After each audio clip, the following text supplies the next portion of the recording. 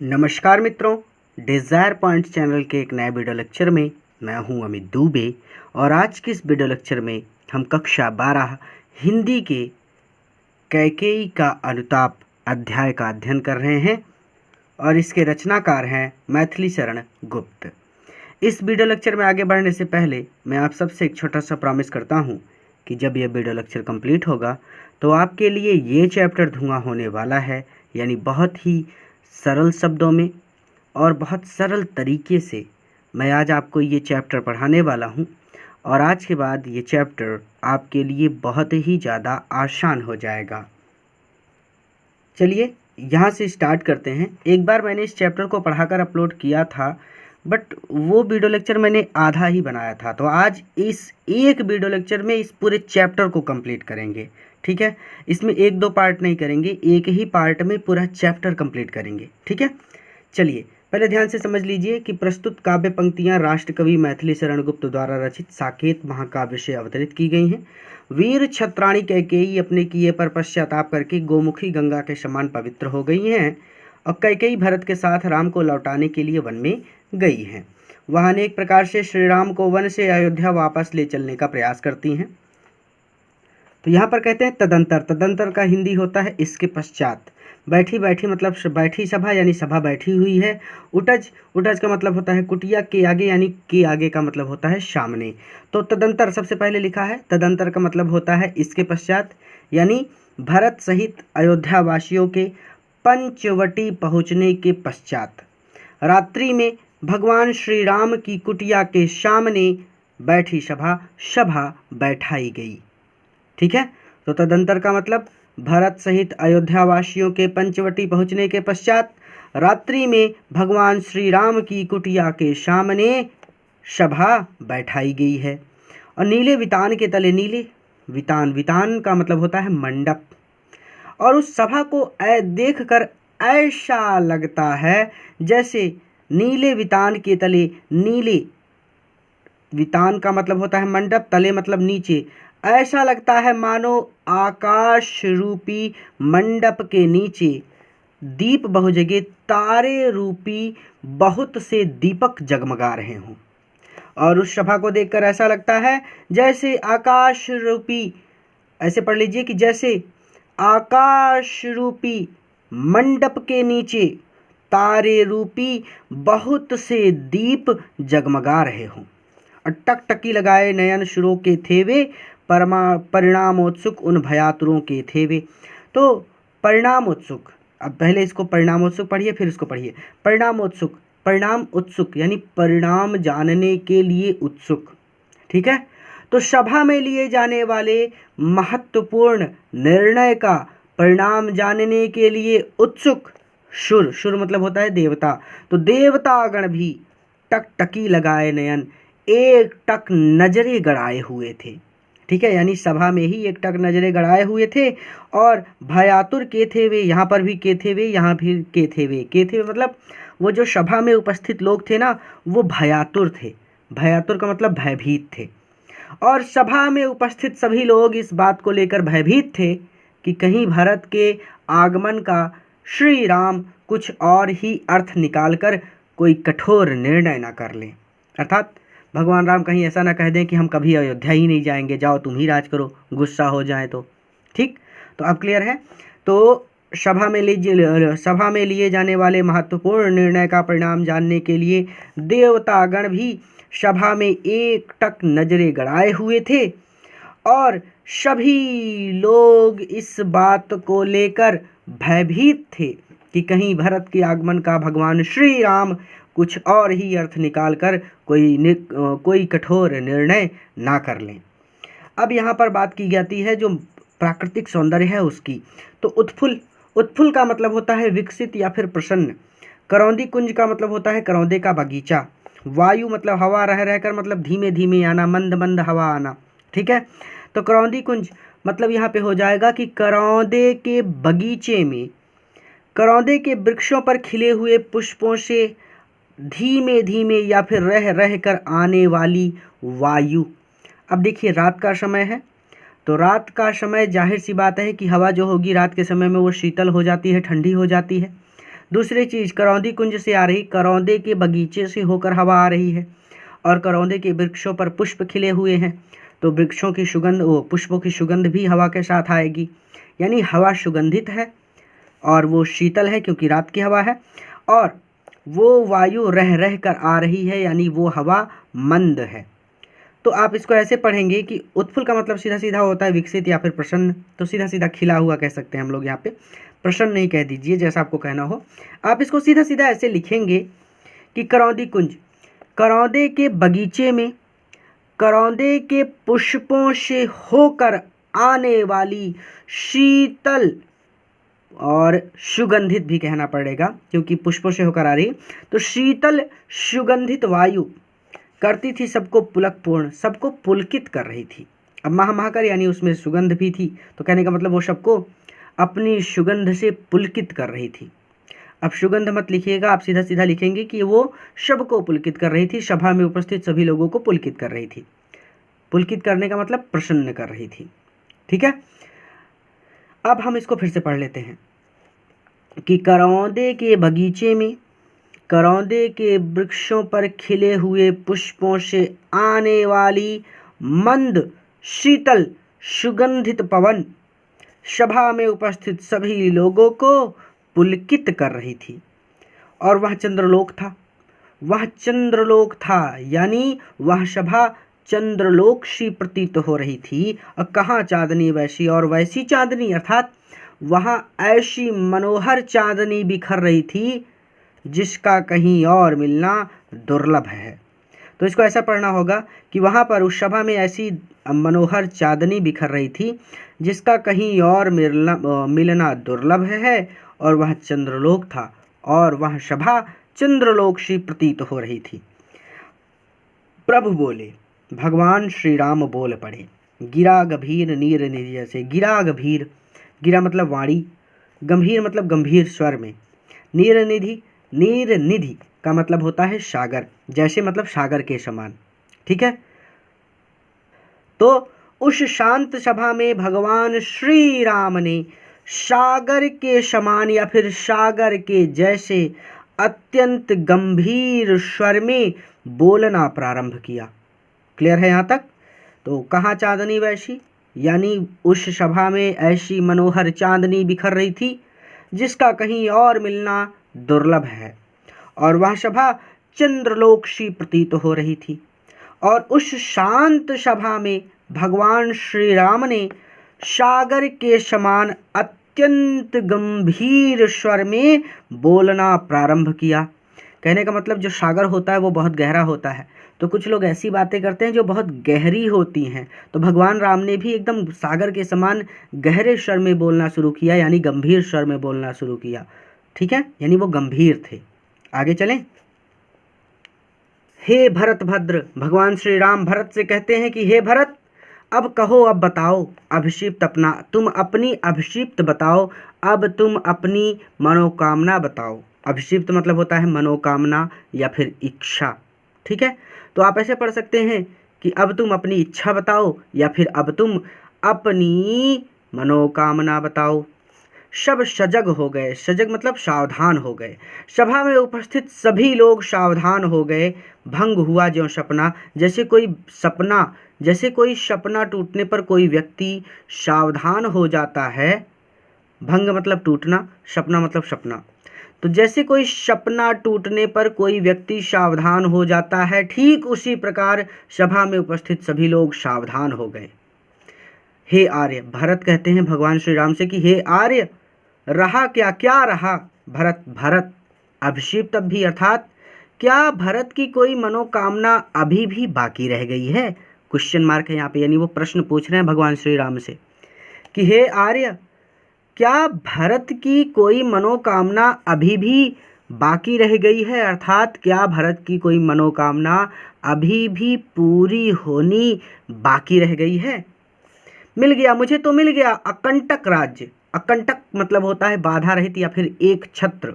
मुझे तो एक छत्र राज्य मिल गया है, यानी मुझे तो अयोध्या का एक छत्र राज्य मिल गया है, यानी उसे जब तब भी, यानी इतना होने के बाद भी, यानी मुझे तो अयोध्या का एक छत्र राज्य मिल गया है, और इतना होने के बाद भी भला मेरी और क्या इच्छा बाकी होगी। और पाया तुमने और आपको मिला है तरुतले। तरुतले मतलब पेड़ के नीचे, अरण्य बसेरा जंगल में निवास, और आपने पेड़ के नीचे जंगल में निवास पाया है। आप इसको सीधा सीधा लिख दीजिएगा पूरा कि आपको वनवास मिल गया है। ठीक है, तो एक लाइन में क्लियर हो जाएगा। या फिर आप बढ़ा चढ़ा के लिखना चाहें तो जाहिर सी बात है कि आप लिख दीजिएगा कि आपको पेड़ों के नीचे जंगल में निवास मिला है। और रह गया अभिषिप्त शेष। अब इतना होने के बाद भी कौन सी अभिलाषा तथापि रह क्या मेरा, अर्थात तथापि इतना होने के बाद भी भला मेरी कौन सी अभिलाषा पूरी होनी बाकी रह गई होगी। तन तड़प तड़प कर, शरीर को तड़प तड़प कर तप्त, तात ने त्यागा। तप्त, तप्त का मतलब सीधा सीधा यहाँ पर होता है दुखी। तात का मतलब होता है पिता। तन मतलब शरीर। पिताश्री ने दुख में तड़प तड़प कर अपना शरीर त्याग दिया। क्या रहा अभिषिप्त और तथापि अभागा। अब इतना होने के बाद भी, तथापि अब इतना होने के बाद भी मुझ जैसे अभागे व्यक्ति की भला और कौन सी अभिलाषा पूरी होनी बाकी रह गई होगी। तो अगर आप ध्यान से समझें तो रह गया अभिषिप्त शेष तथापि क्या मेरा ये वाला, और क्या रहा अब अभिषिप्त और तथापि अभागा ये वाला। दोनों का मतलब एकदम सेम टू सेम है कि अर्थात इतना होने के बाद भी भला मेरी कौन सी मनोकामना पूरी होनी बाकी रह गई होगी। यहाँ पे केवल इतना कहना है, और यहाँ पर कहना है कि इतना होने के बाद भी भला मुझ जैसे अभागे व्यक्ति की कौन सी अभिलाषा या फिर कौन सी मनोकामना पूरी होनी बाकी रह गई होगी। रिवीजन कर लीजिए ताकि डाउट ना रहे। भगवान श्री राम भरत से कहते हैं कि हे भरत, अब कहो अभिषिप्त अपना, अब तुम अपनी मनोकामना कहो, या फिर अब तुम अपनी मनोकामना मुझे बताओ। इसे ऐसे भी लिख सकते हैं कि भगवान श्री राम भरत से उनकी इच्छा पूछते हैं, बस खत्म। और भगवान श्री राम की बात को सुनकर सभा में उपस्थित सभी लोग ठीक वैसे ही सावधान हो जाते हैं जैसे कोई सपना टूटने पर कोई व्यक्ति सावधान हो जाता है। भगवान श्री राम की बात को सुनकर भरत कहते हैं कि हे आर्य, इतना सब कुछ यानी होने के बाद भी, अर्थात भगवान श्री राम की बात को सुनकर भरत कहते हैं कि हे आर्य, भला अब भी भरत अभिषिप्त रहा क्या। यानी भगवान श्री राम की बात को सुनकर भरत कहते हैं कि हे आर्य, अब भला मेरी कौन सी मनोकामना पूरी होनी बाकी रह गई होगी। मिल गया आटंकक राज्य उसे तब भी जबकि मुझे अयोध्या का एक छत्र राज्य मिल गया है और आपको वनवास मिल गया है। आप इसको ऐसे भी लिख सकते हैं कि आपको तरतले पेड़ के नीचे अरण्य बसेरा मिला है, यानी आपको पेड़ के नीचे जंगल में निवास मिल गया है। और अगर आप बहुत आसानी से लिखना चाहें तो आप सीधा सीधा लिख सकते हैं कि आपको वनवास मिल गया है। और रह गया अभिषिप्त शेष तथापि क्या मेरा, अर्थात इतना होने के बाद भी अब भला मेरी कौन सी अभिलाषा पूरी होनी बाकी रह गई होगी। पिताजी ने दुख में तड़प तड़प कर अपना शरीर त्याग दिया, और इतना होने के बाद भी मुझ जैसे अभागे व्यक्ति की भला कौन सी अभिलाषा पूरी होनी बाकी रह गई होगी। क्लियर हो गया। भगवान श्री राम से भरत कहते हैं कि हाँ, इसी अयस के हेतु, अयश मतलब बदनामी, इसी बदनामी के हेतु, इसी बदनामी के लिए जन्म था मेरा, मेरा जन्म हुआ था। भरत श्री राम से कहते हैं कि हाँ, इसी बदनामी के लिए मेरा जन्म हुआ था, यानी मुझे बदनाम किया जाएगा अब हमेशा कि मैंने अपने भाई का ही राज्य उससे छीन लिया अपनी माता से कहलवाकर। तो वो चीज़ वो कह रहे हैं कि हाँ, इसी बदनामी के लिए मेरा जन्म हुआ था। निज जननी, मेरी अपनी माँ के ही हाथों हनन था मेरा, मेरा हनन किया गया है। हनन का मतलब होता है वध करना, ठीक है, हत्या करना, मृत्यु भी होता है, ठीक है। तो मेरी अपनी ही माता के हाथ से मेरा वध किया गया है। अब कौन अभिषिप्त और आर्य वह किसका। हे आर्य, अब आप ही बताइए कि वह व्यक्ति किसका है, यानी वह व्यक्ति किसका है। संसार नष्ट है जिसका संसार नष्ट हो गया हो, और भ्रष्ट हुआ घर जिसका और जिसका घर भ्रष्ट हो गया हो। अब कौन अभिषिप्त, उस व्यक्ति की कौन सी अभिलाषा बाकी होगी। तो हे आर्य, अब आप ही मुझे बता दीजिए कि जिस व्यक्ति का घर संसार सब कुछ नष्ट हो गया हो, भला उसकी कौन सी अभिलाषा हो सकती है। ऐसे भी पढ़ सकते हैं कि उस व्यक्ति की कौन सी इच्छा पूरी होनी बाकी होगी। भाई संसार भी नष्ट हो गया, हम समझते थे हमारे भैया ही हमारा संसार है, हमारी माता है, हमारे भैया हैं, ये परिवार ही हमारा संसार है। तो संसार भी नष्ट हो गया और हमारा घर भी नष्ट हो गया क्योंकि पिताश्री की मृत्यु हो चुकी है। तो अब ऐसा व्यक्ति जिसका घर संसार सब कुछ नष्ट हो गया हो, हे आर्य अब आप ही बताइए कि उस व्यक्ति की कौन सी अभिलाषा पूरी होनी बाकी होगी। यानी अब मैं क्या मांगूं, सब कुछ तो बर्बाद हो गया।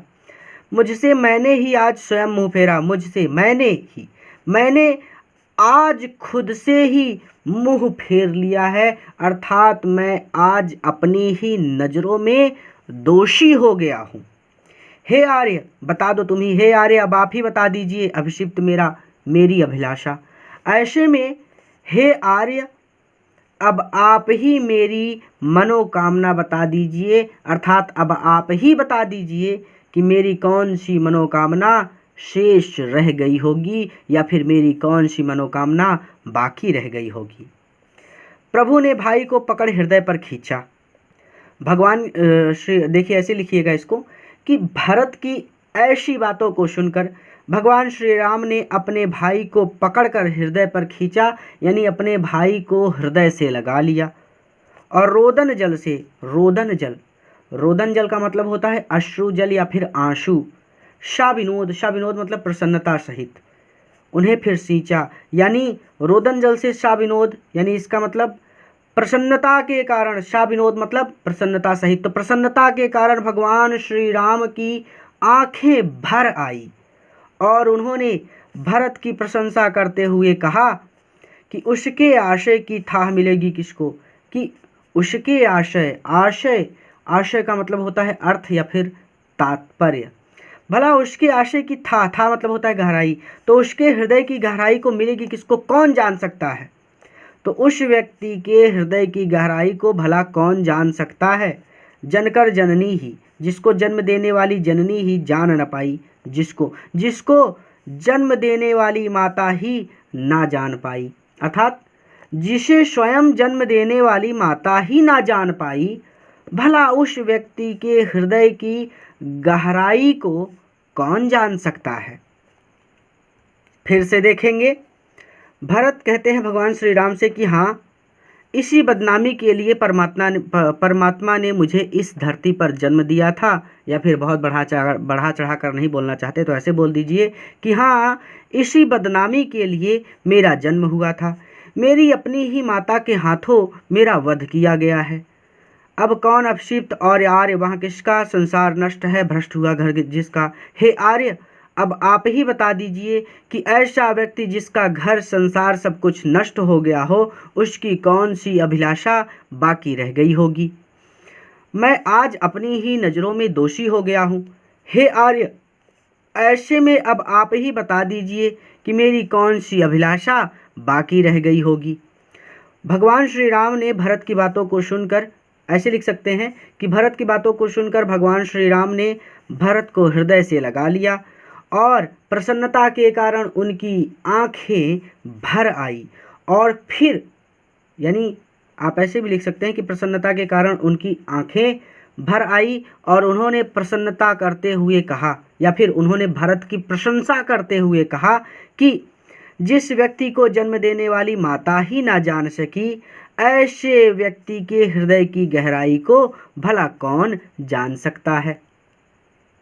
तो अब जब भगवान श्री राम ने कहा कि उस व्यक्ति को जिसको जन्म देने वाली माता ही ना जान पाई, उसके हृदय की गहराई को कौन जान सकता है, तो इस बात को सुनकर यह सच है तो अब लौट चलो तुम घर को, यानी भगवान श्री राम की इस बात को सुनकर कि भरत को स्वयं उनकी माता भी ना पहचान सकी, कैकेयी कहती हैं कि यदि यह सच है, यदि ये बात सच है तो अब लौट चलो तुम घर को, तो तुम अब वापस घर लौट चलो, अर्थात अब तुम वापस अयोध्या लौट चलो।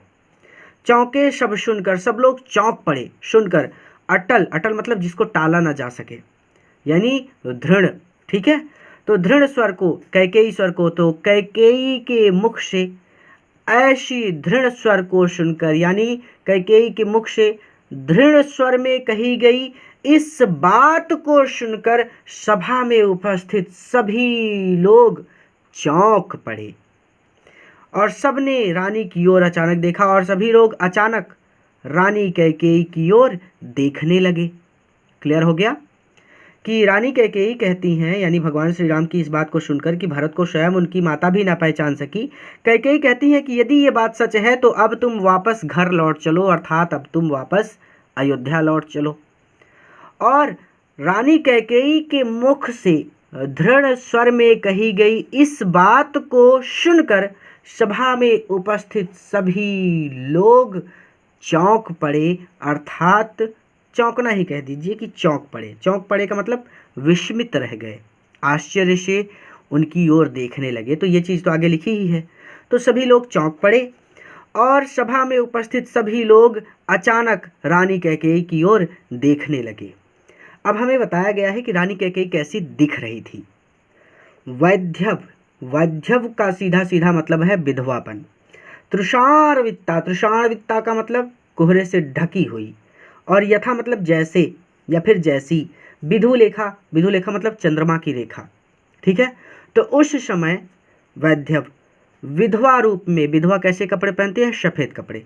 तो विधवा रूप में सफ़ेद कपड़े पहने हुए वो ऐसी लग रही थी जैसे तृषारावित्ता, तृषारावित्ता मतलब कोहरे से ढकी हुई, विधुलेखा चंद्रमा की रेखा, जैसे चंद्रमा की रेखा को तृषारावित्ता, जैसे चंद्रमा की रेखा को अर्थात चंद्रमा की चांदनी को कोहरे ने ढक लिया हो। तो उस समय विधवा रूप में सफ़ेद कपड़े पहने हुए वो ऐसी प्रतीत हो रही थी जैसे चंद्रमा की चांदनी को मानो कोहरे ने ढक लिया हो। बैठी थी अचल, वो अचल बैठी हुई थी, अर्थात वो स्थिर बैठी हुई थी। तथापि यानी इसके बावजूद भी, अर्थात स्थिर बैठी होने के पश्चात भी असंख्य तरंगा, असंख्य तरंगा का मतलब अनगिनत लहरों वाली, तो उनके मन में विचारों की अनगिनत तरंगे उठ रही थी। तो स्थिर बैठी हुई होने के पश्चात भी उनके मन में विचारों की अनगिनत तरंगे उठ रही थी। वह सिंहनी, वो सिंहनी अर्थात कभी सिंहनी सी प्रतीत होने वाली रानी कैकेयी अब थी हाहा। हाहा, हाहा का मतलब होता है दीनता का भाव। ठीक है, तो अब कभी सिंहनी सी प्रतीत होने वाली रानी कैकेयी आज दीनता के भावों से भरी थी। गोमुखी गंगा, आज वो गंगा के समान शांत, शीतल और पावन थी। ठीक है, गंगा नदी देखिए वो बहुत शांत होती है और शीतल भी होती है, यानी गंगा का जल बहुत ठंडा होता है, और पावन भी होती है क्योंकि गंगा को सबसे पवित्र नदियों में से एक माना जाता है। ठीक है, तो गोमुखी गंगा आज रानी कैकेयी गंगा के समान शांत, शीतल और पावन थी। हाँ, वो कहती हैं, हाँ, रानी कैकेयी कहती है कि हाँ, जनकर भी, जन्म देकर भी मैं न भरत को जाना, भरत को ना जान सकी। मैंने जन्म देने के बाद भी भरत को नहीं पहचाना, या फिर मैं जन्म देने के पश्चात भी भरत को ना जान सकी। सब सुन ले, सभी लोग इस बात को सुन ले। तुमने स्वयं, हे राम, तुमने खुद भी अभी यह माना, अभी अभी यह बात स्वीकार की है। यह सच है। अगर ये बात सच है तो फिर लौट चलो, तुम वापस लौट चलो घर, तुम वापस घर लौट चलो। भैया, यानी भैया संबोधित कर रहे हैं उनको, जैसे आपकी मम्मी आपको घर में भैया कहती है, भैया, बहन आपको भैया कहती है, वैसे ही माता कैकेयी भी भगवान श्री राम को भैया कहकर संबोधित कर रही हैं कि अगर तुम्हारे द्वारा कही गई ये बात सच है तो फिर अब तुम वापस घर लौट चलो, अर्थात अब तुम अयोध्या लौट चलो। अपराधीन मैं हूँ तात, हे तात, अपराधीन तो मैं हूँ, अर्थात हे राम, अपराधीन तो मैं हूँ, तुम्हारी मैया, तुम्हारी माता, अर्थात अपराधिनी मैं हूँ, तुम्हारी माता भरत नहीं। ये कहीं लिखा नहीं है लेकिन बोलना पड़ेगा आपको। ठीक है, यानी कैकेयी कह रही है कि तुम्हारी माता, यानी कि मैं अपराधिनी हूँ, भरत अपराधी नहीं है। ठीक है, थोड़ा सा और बढ़ाकर लिख देंगे तो और सुंदर लगेगा कि तुम्हें वन में भेजने का अपराध मैंने किया है। क्लियर हो गया कि तुम्हारी मैया यानी अपराधिनी मैं हूँ। भगवान राम से कैकेयी कहती हैं कि अपराधिनी मैं हूँ, तुम्हारी माता भरत नहीं। तुम्हें वन में भेजने का अपराध मैंने किया है। ठीक है, तो यहाँ पर वो एक तरह से कह रही हैं कि भरत निर्दोष है, इसमें भरत का कोई दोष नहीं है। अब आगे देखिए और अपनी बात को कैसे स्पष्ट करती हैं।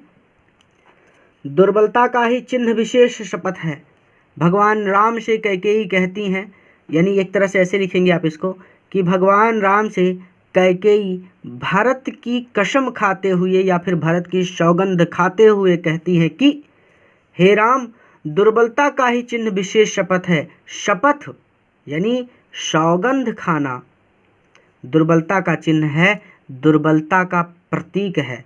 अर्थात सौगंध खाने से व्यक्ति की दुर्बलता प्रकट होती है, परंतु अबलाजन के लिए स्त्रियों के लिए कौन सा पथ है, इसके अतिरिक्त अन्य कोई उपाय नहीं है। तो कैकेयी भरत की सौगंध खाते हुए भगवान राम से कहती हैं कि हे राम, शपथ खाने से व्यक्ति की दुर्बलता प्रकट होती है, परंतु स्त्रियों के लिए इसके अतिरिक्त कोई दूसरा उपाय नहीं है। यदि मैं उकसाई गई भरत से हूँ, कैकेयी भगवान राम से कहती हैं कि हे राम, यदि मैं उकसाई गई हूँ, उकसाने का मतलब यहाँ पर सीधा सीधा बहकाने से है। यदि मुझे उकसाया गया हो भरत के द्वारा, अर्थात भरत ने यदि मुझे उकसाया हो, किस लिए? तुम्हें वनवास भेजने के लिए।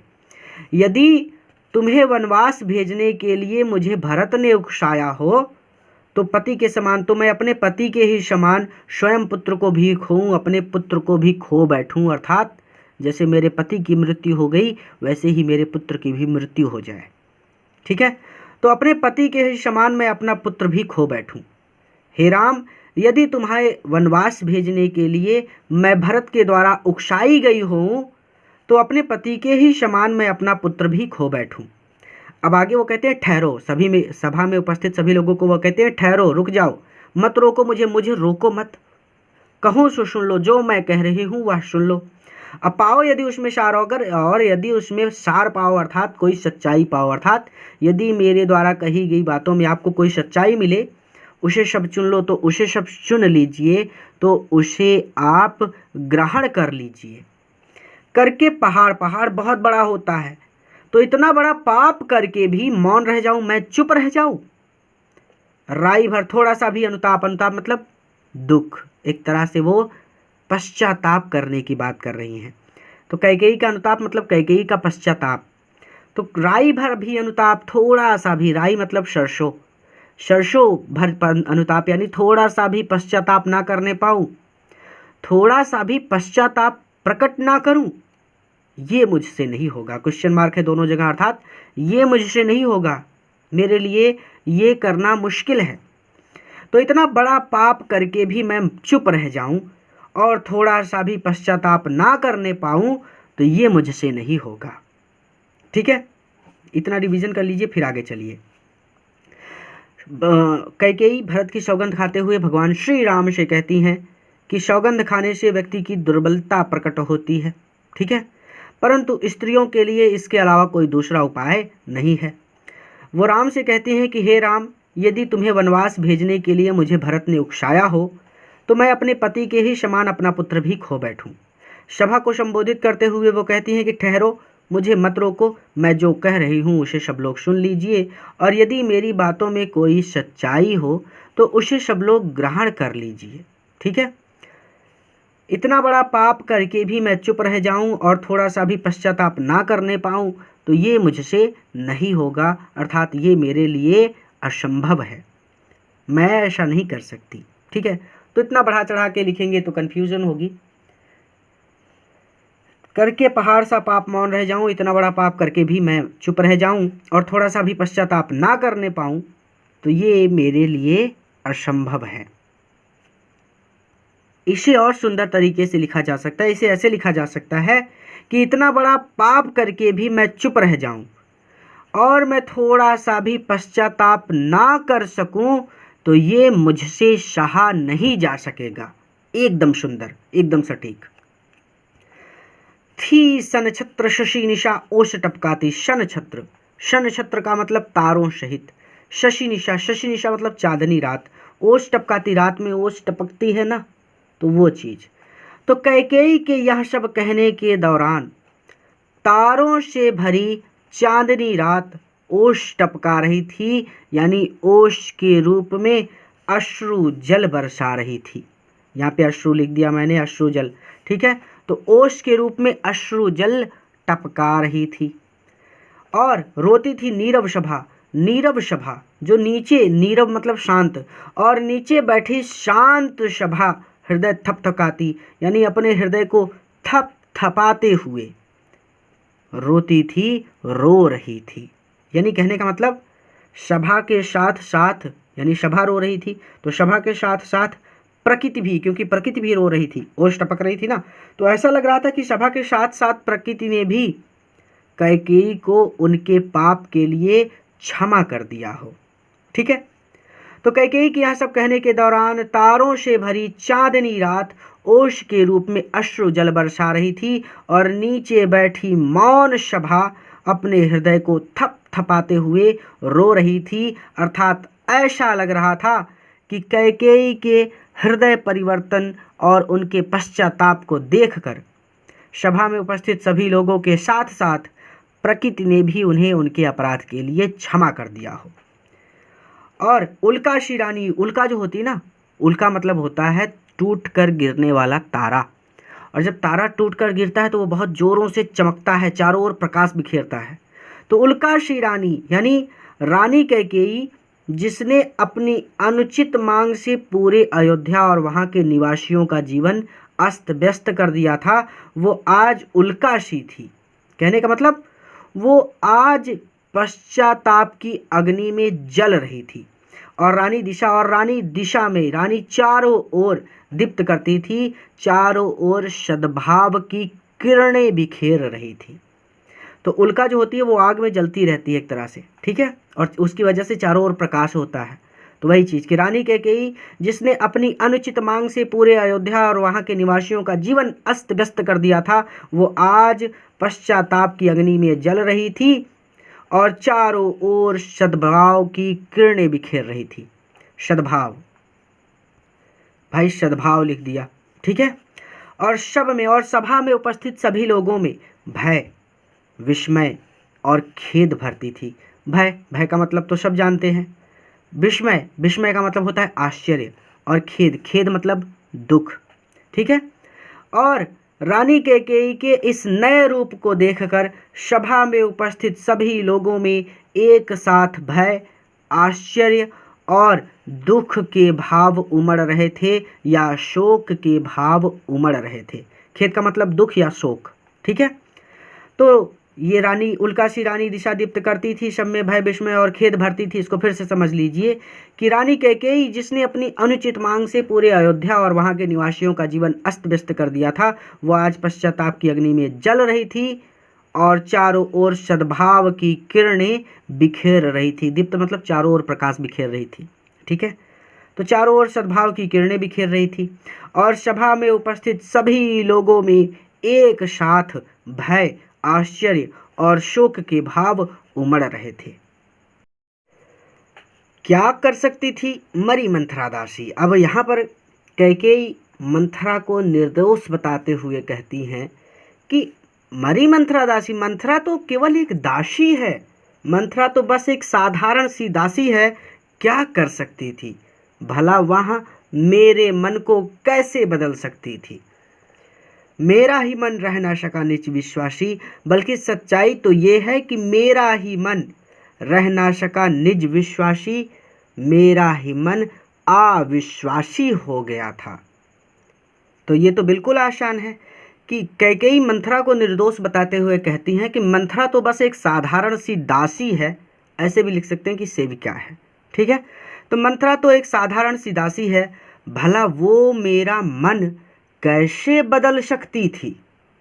बल्कि सच्चाई तो ये है कि मेरा अपना मन ही अविश्वासी हो गया था, अर्थात मेरे अपने मन में ही अविश्वास उत्पन्न हो गया था।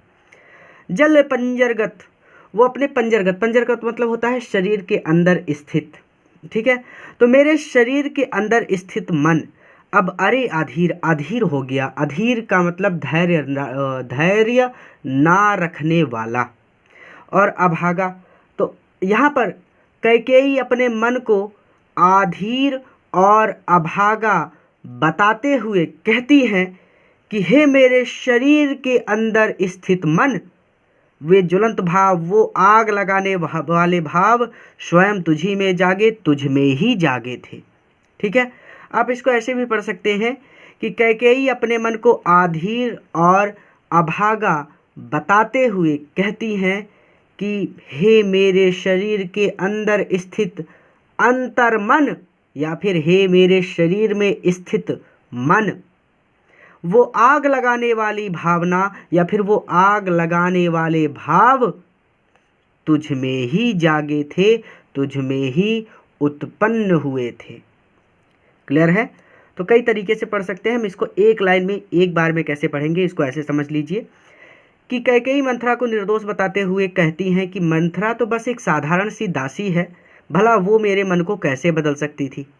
बल्कि सच्चाई तो ये है कि मेरे अपने मन में ही निज विश्वासी, अर्थात बल्कि सच्चाई तो ये है कि मेरा अपना मन ही अविश्वासी हो गया था।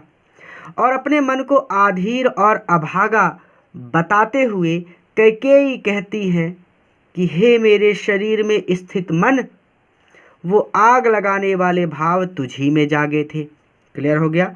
आधीर मतलब जो धैर्य ना रख सके या फिर धैर्य ना रखने वाला, अभागा मतलब अभागा ही जिसका भाग्य फूट जाए, और पंजरगत का मतलब होता है शरीर के अंदर स्थित। ठीक, क्लियर हो गया? तो वे ज्वलंत भाव तुझी में जागे, तो कैकेयी अपने मन को आधीर और अभागा बताते हुए कहती हैं कि हे मेरे शरीर में स्थित मन, वो आग लगाने वाले भाव तुझी में जागे थे। अब वो सभा में उपस्थित सभी लोगों से पूछती हैं कि पर था केवल क्या ज्वलित भाव? क्या ज्वलित भाव ही था? वो सभा को संबोधित करते हुए अगले ही क्षण सभा से पूछती हैं कि पर था केवल क्या ज्वलंत भाव ही मन में, कि क्या मेरे मन में केवल आग लगाने वाले भाव ही थे? ये क्वेश्चन मार्क है, अर्थात वो सभा से पूछ रही हैं। तो इसके तुरंत बाद या फिर अगले ही क्षण कैकेयी सभा को संबोधित करते हुए कहती हैं कि क्या मेरे मन में केवल आग लगाने वाले भाव ही थे? क्या शेष बचा ना कुछ और इस मन में? क्या मेरे इस मन में शेष बचा ना कुछ और? क्या मेरे इस मन में और कुछ शेष नहीं था? फिर से ये क्वेश्चन मार्क है, आप लिखेंगे तो क्वेश्चन मार्क लगाएंगे। कुछ मूल्य नहीं, क्या कोई मूल्य नहीं है? वात्सल्य मात्र का क्या मेरे वात्सल्य मात्र मतलब पुत्र स्नेह का, जो माता अपने पुत्र से प्रेम करती हैं वो होता है वात्सल्य मात्र। तो क्या मेरे पुत्र स्नेह का कुछ मूल्य नहीं? कुछ भी मूल्य नहीं है। परंतु आज अन्य सा हुआ, पराया सा हो गया है, वत्स भी मेरा अपना पुत्र ही। परंतु आज मेरा अपना पुत्र ही अन्य सा हुआ, मुझसे परायों की तरह व्यवहार कर रहा है। ठीक है, तो पंजरगत हो गया था, यहाँ तक हो गया था। ये देखिए, पर था क्या केवल ज्वलंत भाव ही मन में? कैकेयी अगले ही क्षण सभा को संबोधित करते हुए प्रश्न पूछती हैं कि क्या मेरे मन में केवल आग लगाने वाले भाव ही थे? क्या शेष बचा था कुछ ना और इस मन में? क्या मुझ में और कुछ शेष ना था? अर्थात क्या मेरे मन में और कुछ शेष ना था? कुछ नहीं, मूल्य वात्सल्य मात्र का क्या मेरे पुत्र स्नेह का, यानी वात्सल्य भाव का अर्थात पुत्र स्नेह का कुछ भी मूल्य नहीं है। परंतु कितने दुख की बात है कि आज मेरा पुत्र भी मुझसे अन्य सा व्यवहार कर रहा है, अर्थात कितने दुख की बात है कि आज मेरा अपना पुत्र ही मुझसे परायों की तरह व्यवहार कर रहा है। थूके मुझ पर त्रैलोक के भले ही थूके। थूके कहते हैं कि थूकने का मतलब यहाँ पर है कि धिक्कारे। ठीक है, तो एक तरह से अपने कर्मों पर पश्चाताप करते हुए कैकेयी आगे कहती हैं कि त्रैलोक्य यानी तीनों लोक, अर्थात धरती, आकाश और पाताल। अगर आप धरती, आकाश, पाताल भूल जाएं तो आप तीनों लोक लिख दीजिएगा तो भी ठीक है। तो मुझ पर थूके, अर्थात तीनों लोक अर्थात धरती आकाश और पाताल मुझे क्यों ना धिक्कारे। भले ही थूके अर्थात अब जो कोई जो कह सके कहे क्यों चूके, अर्थात यहाँ पर सीधे सीधे वो कह रही हैं कि भले ही मुझे तीनों लोक अर्थात धरती आकाश और पाताल मुझे धिक्कारे। थूके का मतलब धिक्कारे, ठीक है, यहाँ पे भी थूके यहाँ पे भी थूके, तो धिक्कारे। जो कोई जो कह सके, जो कोई भी जो कुछ मेरे विरुद्ध कहना चाहे कहे क्यों चूके, वो बिल्कुल कहे, यानी जिसको मेरे विरुद्ध जो कहना हो वो कहे। छीने ना मात्र पद किंतु भरत का मुझसे है रे राम, दुहाई करूं और क्या तुझसे। पहले इसको समझ लीजिए फिर आगे समझिए कि पर आज अन्वेषा हुआ वत्स भी मेरा, यानी कैकेयी कहती है कि आज बड़े दुख की बात है कि मेरा अपना पुत्र भी मुझसे परायों सा व्यवहार कर रहा है। और आगे वो कहती हैं, यानी यहाँ पर कि अपने कर्मों पर पश्चाताप करते हुए या फिर अपने कर्मों पर पछताते हुए कैकेयी आगे कहती हैं कि तीनों लोक अर्थात धरती आकाश और पाताल मुझे क्यों ना धिक्कारे। जो कोई जो कह सके, यानी जो कोई जो कह सके कहे क्यों चूके, अर्थात इस लाइन का मतलब मेरे विरुद्ध जिसके मन में जो आए वह भले ही क्यों ना कहे। छीने न मात्र पद किंतु भरत का मुझसे रे राम, हे राम मैं तुमसे दुहाई कर रही हूँ, हे राम मैं तुमसे इतनी विनती करती हूँ और क्या तुझसे, अर्थात मैं केवल तुमसे यह विनती कर रही हूँ कि छीने ना मात्र पद, मेरा मात्र पद मत छीनो, अर्थात मेरा भरत को पुत्र कहने का अधिकार मुझसे ना छीना जाए। ठीक है, तो भरत को पुत्र कहने का मेरा अधिकार मुझसे ना छीना जाए। बहुत ज़्यादा आसान है, इसीलिए यहाँ पे दिक्कत हो रही होगी आपको। तो सीधा सीधा वो कहती है, कैकेयी राम से कहती है कि हे राम मैं तुमसे यही दुहाई कर रही हूँ, अर्थात मैं केवल तुमसे यही विनती कर रही हूँ कि मेरा मात्र पद मुझसे ना छीना जाए, अर्थात भरत को पुत्र कहने का मेरा अधिकार मुझसे ना छीना जाए। क्लियर हो गया एकदम? तो अब जब सब क्लियर है तो आप इसको पूरी तरह से क्लियर कर सकते हैं कि कैकेयी अपने कर्मों पर पछताते हुए कहती हैं कि तीनों लोक अर्थात धरती आकाश और पाताल भले ही मुझे धिक्कारे, जिसके मन में जो आए वो भले ही मुझे कहे, मुझे इन बातों से कोई फर्क नहीं पड़ता, मुझ पर इन बातों का कोई प्रभाव नहीं पड़ता, किंतु हे राम मैं तुमसे केवल यही प्रार्थना कर रही हूँ कि मेरा मात्र पद मुझसे ना छीना जाए, अर्थात भरत को पुत्र कहने का मेरा अधिकार मुझसे ना छीना जाए। आगे चलें। कैकेयी आगे कहती हैं कि कहते आते थे यही अभी नरदेही, अभी तक तो नरदेही, नरदेही मतलब जो मनुष्य थे, मानव जाति की बात कर रही हैं, तो नरदेही मतलब मानव तन धारण करने वाला अर्थात मनुष्य। ठीक है, तो कैकेयी आत्मग्लानि में डूबी हुई या फिर आत्मग्लानि में डूबी हुई कैकेयी कहती हैं कि अभी तक तो मानव जाति में यही कहावत थी कि माता न कुमाता, कि माता कुमाता नहीं होती, पुत्र कुपुत्र भले ही, चाहे पुत्र कुपुत्र ही हो जाए, अर्थात पुत्र भले ही कुपुत्र हो जाए परंतु माता कभी कुमाता नहीं होती, अर्थात पुत्र माता के प्रति कितना भी अपराध क्यों ना करे, माता हमेशा अपने पुत्र को क्षमा कर देती है। ठीक है, तो कहते आते थे यही अभी तक नरदेही। कैकेयी सीधा सीधा आत्मग्लानि को हटाइए, आप सीधा सीधा ऐसे कहिए कि कैकेयी कहती हैं कि अभी तक तो मानव जाति में यही कहावत थी, यानी वो सब कहते यही आते थे, यानी यही कहावत प्रचलित थी।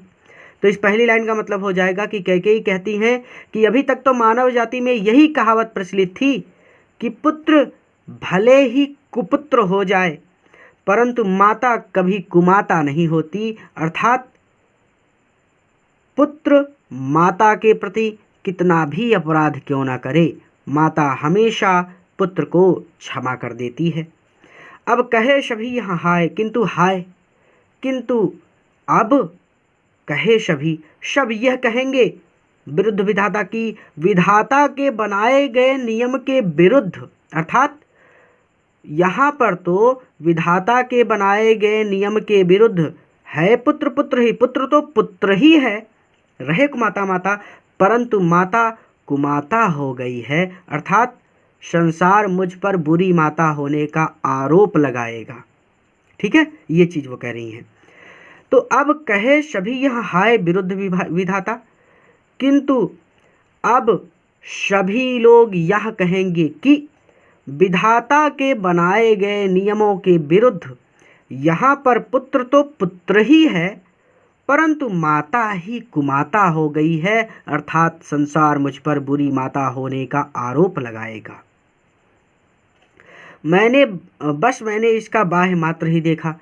अब कैकेयी आगे कहती हैं कि मैंने इसका यानी अपने पुत्र का यानी भरत का बाह्य मात्र ही देखा, केवल बाह्य रूप देखा, बाहरी रूप ही देखा, दृढ़ हृदय ना देखा, मैं इसके दृढ़ हृदय को ना समझ सकी। दृढ़ हृदय मतलब भगवान राम कोई काम करते थे ना तो वो सबसे आज्ञा लेते थे, गुरुओं से, माताओं से, बड़े बूढ़ों से, लेकिन भरत जो थे वो दृढ़ हृदय वाले थे। वो जैसे ही अयोध्या लौट कर आए और उनको पता चला कि भैया वनवास चले गए और पिताजी जो है उनकी मृत्यु हो चुकी है, तो वो डायरेक्ट गुरुओं के पास गए और उनको बोला कि मैं जा रहा हूँ भैया को मनाने। उन्होंने किसी से सलाह नहीं ली, डायरेक्ट उन्होंने बोला कि मैं जा रहा हूँ भैया को मनाने, और जिसको चलना हो चले, नहीं तो कोई दिक्कत नहीं है, हम जा रहे हैं। यानी वो दृढ़ थे, उन्हें किसी बात का भय नहीं था, ना ही उनमें लालच था, राज्य का किसी भी चीज़ का उनमें लालच नहीं था। तो वही वो कहते हैं कि दृढ़ हृदय ना देखा, मैं इसके दृढ़ हृदय को ना समझ सकी। मृदुल गात्र ही गे, मृदुल मतलब एकदम कह सकते हैं कोमल, गात्र मतलब गात या फिर शरीर ही देखा, मैंने तो केवल इसका कोमल शरीर ही देखा, अर्थात मेरी नज़र तो बस उसके कोमल शरीर तक ही गई। परमार्थ न देखा, परमार्थ मतलब दूसरों के हित में जो कार्य किया जाए वो परमार्थ होता है। ठीक है, तो परमार्थ न देखा, मैंने इसका परमार्थी स्वरूप नहीं देखा, या फिर मैं इसका परमार्थी स्वरूप ना देख सकी। पूर्ण स्वार्थी साधा, मैंने तो केवल अपना ही स्वार्थ साधा, अर्थात मैंने तो केवल अपना ही स्वार्थ पूरा करने का पूरा प्रयास किया। इस कारण इसी वजह से तो हाय आज यह बाधा, ये सारी बाधा उत्पन्न हो गई है, और इन्हीं कारणों की वजह से आज मैं इन बाधाओं से घिरी हुई हूँ, अर्थात इन्हीं कारणों की वजह से आज मैं इन समस्याओं से घिरी हुई हूँ। और युग युग तक चलती रहे कठोर कहानी, और ये कठोर कहानी यानी अब ये कहानी युग युग तक चलती रहे, युगों युगों तक चलती रहेगी, अर्थात युगों युगों तक अब मैं एक दुष्ट माता के रूप में जानी जाऊंगी। कठोर कहानी यही होगी कि सब लोग कहेंगे कि कैकेयी दुष्ट रानी थी, दुष्ट माता थी। आपने लोगों का नाम सुना होगा, भरत सुना होगा, राम सुना होगा, लक्ष्मण सुना होगा, बहुत सारे नाम लोगों के सुने होंगे, लेकिन किसी का भी नाम कैकेयी नहीं सुना होगा। किसी भी बच्ची का नाम आपने कभी कैकेयी नहीं सुना होगा। तो वो एक कठोर कहानी है, यानी कैकेयी को एक दुष्ट माता के रूप में जाना जाता है। तो अब तो मैं युगों युगों तक ये कहानी चलती ही रहेगी, अर्थात मैं युगों युगों तक कठोर जानी जाऊंगी, अर्थात दुष्ट माता के रूप में जानी जाऊंगी। और रघुकुल में भी थी एक अभागिन रानी, और मुझे याद करके लोग कहेंगे कि रघुकुल में भी एक अभागिनी रानी थी, एक अभागिन रानी थी। ठीक है, तो अभागिन क्यों थी? क्योंकि स्वयं भरत ने अपनी माता को त्याग दिया था। तो आपको लिखना पड़ेगा कि रघुकुल में भी थी एक अभागिनी रानी। तो अभागिन का मतलब भाग्यहीन। ठीक है, तो अभागिन को अभागिन ही लिख दीजिएगा, ठीक है, या फिर भाग्यहीन लिखिएगा, जैसे आपको मन पड़े। अब एकदम इजी वर्ड है, हिंदी में इनका हिंदी वही होगा, तो इसलिए इसका कोई और दूसरा अर्थ नहीं बताया जा सकता। तो युगों युगों तक अब मुझे एक दुष्ट माता के रूप में जाना जाएगा, अब मैं युगों युगों तक एक दुष्ट कठोर रानी, एक दुष्ट माता के रूप में जानी जाऊंगी, और मुझे याद करके लोग कहेंगे कि रघुकुल में भी एक अभागिन रानी थी जिसे स्वयं उसके पुत्र ने त्याग दिया था। हम फिर से इसका रिवीजन करेंगे ताकि कोई दिक्कत ना हो। तो नरदेही कैकेयी कहती हैं कि मानव जाति में तो अब तक केवल यही कहावत प्रचलित थी कि माता कभी कुमाता नहीं होती, भले ही पुत्र कुपुत्र हो जाए, परंतु अब सब लोग यह कहेंगे कि विरुद्ध विधाता। लेकिन अब तो सभी लोग यह कहेंगे कि विधाता के बनाए गए नियमों के विरुद्ध यहाँ पर पुत्र तो पुत्र ही है, परंतु माता कुमाता हो गई। रानी कैकेयी कहती है कि मैंने इसका बाह्य मात्र ही देखा। रानी कैकेयी कहती हैं कि मैंने तो केवल इसका बाह्य मात्र ही देखा, अर्थात मैंने तो भरत का केवल बाहरी रूप ही देखा है, दृढ़ हृदय ना देखा। मैं उसके दृढ़ हृदय को ना समझ सकी। मृदुल गात्र ही देखा, मेरी दृष्टि तो बस उसके कोमल शरीर तक ही गई। परमार्थ ना देखा, मैं उसके परमार्थी स्वरूप को मैं ना देख सकी। पूर्ण स्वार्थी साधा, मैंने तो केवल अपना ही स्वार्थ पूरा करने का पूरा प्रयास किया, और इसी कारण ही तो हाय आज यह बाधा, और इसी कारण की वजह से, अर्थात आज इन्हीं कारणों की वजह से मैं इन समस्याओं से घिरी हुई हूँ। और युग युग तक चलती रहे कठोर कहानी। अब युगों युगों तक मुझे एक दुष्ट माता के रूप में जाना जाएगा, और मुझे याद करके लोग कहेंगे कि रघुकुल में भी एक अभागिन रानी थी जिसे स्वयं उसके पुत्र ने त्याग दिया था। तो अभागिन इसीलिए लिखा गया क्योंकि भरत ने स्वयं अपनी माता को त्याग दिया था। ठीक है, तो अब आपको इसको बढ़ाकर लिखना पड़ेगा कि अभागिन रानी थी जिसे स्वयं उसके पुत्र ने त्याग दिया था। निज जन्म जन्म में सुने जीव यह मेरा। अब कैकेयी पश्चाताप व्यक्त करते हुए आगे कहती हैं कि अब तो जन्म जन्मांतर तक मेरी जीव को, मेरी आत्मा को सुनने के लिए, यानी यह सुनने के लिए विवश होना पड़ेगा। अर्थात कैकेयी कहती हैं कि अब तो जन्म जन्मांतर तक मेरी आत्मा यह सुनने के लिए विवश होगी। क्या सुनने के लिए विवश होगी? कि धिक्कार, लोग धिक्कारेंगे मुझे, यानी धिक्कार उसे यानी रानी कैकेयी को। लोग कहेंगे कि रानी कैकेयी को महास्वार्थ ने घेरा, महास्वार्थ ने घेर कर ऐसा अनुचित कार्य कराया। अब ये लिखा नहीं है कहीं, आपको बोलना पड़ेगा, इसको लिखना पड़ेगा ताकि स्पष्ट हो जाए कि रानी को महास्वार्थ ने घेरा, यानी रानी कैकेयी को महास्वार्थ ने घेर कर ऐसा अनुचित कार्य कराया कि उसने धर्म का मार्ग त्याग कर अधर्म का मार्ग अपना लिया। ठीक है, धर्म तो ये था कि राम को राज्य मिल जाए, अधर्म ये हुआ कि राम का राज्य भी छीन लिया और उनको वनवास भी भेज दिया। चलो भाई, राज्य छीना ठीक है, वनवास क्यों भेजा? तो वो चीज़ तो ये हो जाएगा सीधा सीधा निज जन्म जन्म में सुने जीव यह मेरा, यानी कैकेयी पश्चाताप करते हुए कह रही हैं कि अब तो जन्म जन्मांतर तक मेरे जीव को, जीव मतलब आत्मा को, तो मेरी आत्मा को यहाँ सुनने के लिए विवश होना पड़ेगा। या फिर ऐसे भी पढ़ सकते हैं कि कैकेयी पश्चाताप व्यक्त करते हुए कहती हैं कि अब तो जन्म जन्मांतर तक मेरी आत्मा यह सुनने के लिए विवश होगी कि अयोध्या की रानी कैकेयी को महास्वार्थ ने घेर कर ऐसा अनुचित कार्य कराया कि उसने धर्म के मार्ग का त्याग करके अधर्म का मार्ग अपना लिया। ठीक है, आगे चलेंगे। 100 बार धन्य वह एक लाल की माई, जिस जननी ने है जना भरत सा भाई, पागल सी प्रभु के साथ सभा चिल्लाई। 100 बार धन्य वह एक लाल की माई, ध्यान से समझिए। 100 बार धन्य वह एक लाल की माई, यहाँ पे भी 100 बार धन्य वह एक लाल की माई। तो जिस जननी ने जना भरत सा भाई, पागल सी प्रभु के साथ सभा चिल्लाई, तो पागल सी प्रभु के साथ, तो पहले ये छोड़ दीजिए, ये वाली लाइन भी, ये वाली लाइन भी, ये वाली लाइन भी, पहले इसको समझिए। तो पागल सी यानी कैकेयी की इन बातों को सुनकर भगवान राम के साथ सभा, भगवान राम के साथ साथ पूरी सभा चिल्लाई। पूरी सभा ने एक स्वर में कहा कि जिस जननी ने, जिस माता ने जना है, जन्म दिया है भरत सा भाई, भरत जैसे पुत्र रत्न को, तो जिस माता ने भरत जैसे पुत्र को जन्म दिया है, 100 बार धन्य है वह एक लाल की माई। तो वह माता, वह भरत की माता, एक लाल की माई, उस एक पुत्र की माई, अर्थात उस भरत की माता 100 बार धन्य है, 100 बार धन्य है।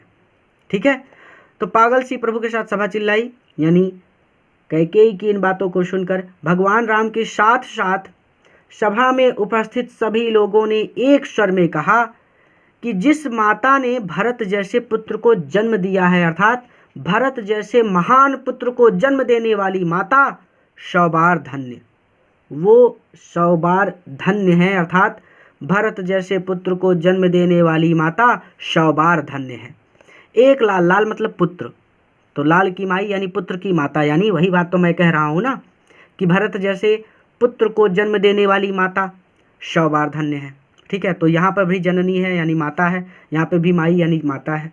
ठीक है, गांव में हम लोग माई कहते हैं, माई का मतलब माता, लाल का मतलब होता है पुत्र, तो यहाँ पर भी भरत सा भाई यानी भरत जैसा पुत्र। तो ये देख कर कन्फ्यूज नहीं होना कि यहाँ पे लाल है इसको नहीं बोला, ये भाई है इसको नहीं बोला। ठीक, तो यहाँ पर सीधा सीधा यही है कि भगवान श्री राम के साथ साथ सभा में उपस्थित सभी लोगों ने एक साथ एक स्वर में कहा कि वह जननी 100 बार धन्य है जिसने भरत जैसे पुत्र को जन्म दिया है, या फिर भरत जैसे महान पुत्र को जन्म देने वाली माता 100 बार धन्य है। और 100 बार धन्य है वहाँ एक लाल की माई, यानी वही बात फिर से कहनी होगी कि भरत जैसे पुत्र को जन्म देने वाली माता 100 बार धन्य है। तो जब आप केवल इतना लिख देंगे ना, तो ये नीचे वाला लिखने की आवश्यकता नहीं है, क्योंकि वही बात कही गई है कि पागल सी प्रभु के साथ सभा चिल्लाई, 100 बार धन्य है वहाँ एक लाल की माई। कि पागल कैकेयी की इन बातों को सुनकर सभा में उपस्थित सभी लोगों ने भगवान राम के साथ एक स्वर में कहा कि भरत जैसे महान पुत्र को जन्म देने वाली माता 100 बार धन्य है। बस बात खत्म।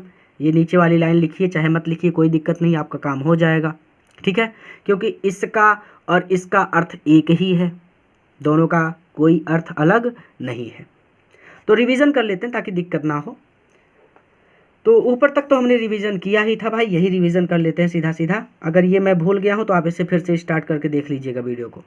ठीक है, तो 100 बार धन्य है वहाँ एक लाल की माई जिस जननी ने जना भरत सा भाई, पागल सी प्रभु के साथ सभा चिल्लाई, 100 बार धन्य है धन्य वह एक लाल की माई। तो कैकेयी की इन बातों को सुनकर भगवान राम के साथ साथ सभा में उपस्थित सभी लोगों ने एक स्वर में कहा कि भरत जैसे महान पुत्र को जन्म देने वाली माता 100 बार धन्य है। और दोबारा लिखना चाहें तो ये भी लिख सकते हैं, लेकिन फिर वो रस गड़बड़ा जाएगा। ठीक है, जब इतना लिख देंगे तो उसके आगे कुछ नहीं लिखना, बस खत्म। ये नीचे वाली लाइन भूल जाइए। आगे चलें।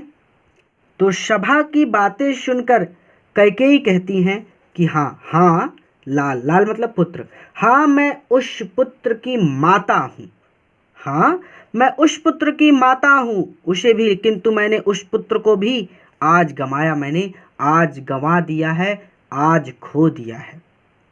लेकिन उस पुत्र को भी मैंने आज खो दिया है, अर्थात अब वह मेरा पुत्र नहीं रहा, उसने मुझे माता मानने से इनकार कर दिया है। विकराल कुयश, विकराल मतलब बहुत बड़ा, कुयश, कुयश का मतलब होता है अपयश, कलंक या बदनामी। ठीक है, ही यहाँ कमाया मैंने, और मैंने यहाँ पर सभी प्रकार से कमाया है। क्या कमाया है? कुयश, अपयश ही कमाया है, और मैंने हर प्रकार से अपयश ही कमाया है और स्वयं को कलंकित कर लिया है। इस कुयश को 2 बार यूज करेंगे आप। इस कुयश का पहला अर्थ होता है अपयश और इस कुयश का दूसरा अर्थ होता है कलंक। तो मैंने यहाँ पर हर प्रकार से अपयश ही कमाया है और स्वयं को कलंकित भी कर लिया है। आगे चलें। निज स्वर्ग उसी पर वार दिया था मैंने, निज मतलब अपना, स्वर्ग मतलब स्वर्ग भी उसी पर यानी भरत पर वार दिया था मैंने, वार मतलब न्यौछावर कर दिया था। तो कैकेयी राम से कहती हैं कि मैंने अपना स्वर्ग का सुख भी अपने पुत्र पर न्यौछावर कर दिया था, अर्थात मैंने तो अपना स्वर्ग का सुख भी अपने पुत्र पर न्यौछावर कर दिया। इसका मतलब मैं सुख में थी, मैं अपने पति के साथ थी, मेरा पुत्र, बड़ा पुत्र यानी राम राजा बनने वाला था, सब कुछ ठीक चल रहा था, लेकिन मैं चाहती थी कि मेरा अपना पुत्र भरत राजा बने। तो मैं सुख में थी, यानी रानी थी तो स्वर्ग के समान सुख था उनको, लेकिन अब राजा भी मर गए तो विधवा हो गई, अपने पुत्र ने भी उनको स्वीकार करने से मना कर दिया, माता मानने से मना कर दिया, तो उनका सारा सुख समाप्त हो गया एक तरह से। ठीक है, तो आप इसको ऐसे समझिए कि कैकेयी भगवान श्री राम से कहती है कि मैंने अपने पुत्र भरत पर अपना स्वर्ग का सुख भी न्यौछावर कर दिया था। हर तुम तक से अधिकार लिया था मैंने, हर और मैंने हरण कर लिया, मैंने छीन लिया तुम तक से, तुमसे अधिकार, तुम्हारा राज्य लिया था मैंने, और मैंने तुमसे तुम्हारा राज्य तक छीन लिया। पर वही आज यहाँ दीन हुआ रोता है, पर लेकिन वही पुत्र आज यहाँ दीन हुआ रोता है, परंतु आज मेरा वही पुत्र दीनहीन होकर रो रहा है। ठीक है, यानी मेरा पुत्र देखो, इसी पुत्र के लिए मैंने सारा राज्य मांगा, तुम्हें वनवास में भेज दिया, लेकिन यही पुत्र देखो कितना दीनहीन होकर रो रहा है। शंकित सबसे, और ये शंकित है, शंकित मतलब इसे शंका से ग्रसित है, ये शंका हो गई, इसको शंका से ग्रसित है। सबसे धृत हरिण तुल्य होता है, हरिण तुल्य, तो धृत मतलब पकड़े हुए, हरिण तुल्य हिरण के बच्चे के समान या फिर हिरण की तरह, और ये पकड़े हुए हिरण की तरह, धृत मतलब पकड़े हुए। ठीक है, तो ये पकड़े हुए हिरण की तरह सबसे शंकित हो रहा है, अर्थात मेरा पुत्र पकड़े हुए हिरण की तरह सभी से भयभीत हो रहा है। ठीक है, तो धृत हरिण तुल्य सबसे शंकित, तो पकड़े हुए हिरण की तरह मेरा पुत्र सभी से शंकित हो रहा है या फिर सभी से भयभीत हो रहा है। और श्रीखंड आज अंगारचंड है मेरा, श्रीखंड, श्रीखंड का मतलब होता है चंदन, तो चंदन के समान शीतल स्वभाव वाला मेरा पुत्र भरत आज अंगारचंड है। आज अंगारचंड है अर्थात दाहती हुई आग, अंगारचंड मतलब दाहती हुई आग, तो आज जलते हुए अंगार की तरह प्रचंड दिख रहा है। तो इससे बढ़कर कौन दंड है मेरा, मेरा इससे बढ़कर कौन सा दंड हो सकता है, अर्थात मेरे लिए या फिर मुझ जैसी अभागिन के लिए इससे बढ़कर दूसरा कौन सा दंड हो सकता है। पटके मैंने पद पाणी मोह के नद में, मैं पटके मैंने पटके हैं, पद पाणी, पद और पाणी, पद मतलब हाथ, पाणी मतलब पैर, मैंने अपने हाथ पैर पटके मोह के नद में, मोह रूपी नदी में, अर्थात मैंने अपने हाथ पैर मोह रूपी नदी में पटके, अर्थात राज्य के मोह में फंसकर ही मैंने ये सब किया। जन क्या क्या करते नहीं, लोग क्या क्या नहीं करते, स्वप्न में, मद में और मद में अर्थात पागलपन में। तो मैंने ये कार्य ठीक वैसे ही किया जैसे कोई व्यक्ति स्वप्न में और पागलपन में व्यवहार करता है। ठीक है, अर्थात मेरे इस कार्य को पागलपन में अथवा स्वप्न में किया गया कार्य समझकर मुझे क्षमा कर दो, ये कह रही हैं वो।